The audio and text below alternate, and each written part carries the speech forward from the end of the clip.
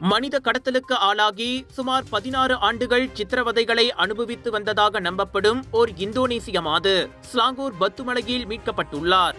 அங்குள்ள குடியிருப்பொன்றில் திங்கட்கிழமை நடத்திய சோதனையில் 56 வயது அம்மாது மீட்கப்பட்டதாக குடிநுழைவுத்துறை தலைமை இயக்குநர் ஜக்கரியா ஷபான் தெரிவித்தார். அதிகாரிகளிடம் பிடிபடுவதை தவிர்க்க தனது முதலாளியின் உத்தரவின்படி 4WD வாகனத்தின் கீழ் அம்மாது மறைந்திருந்தார்.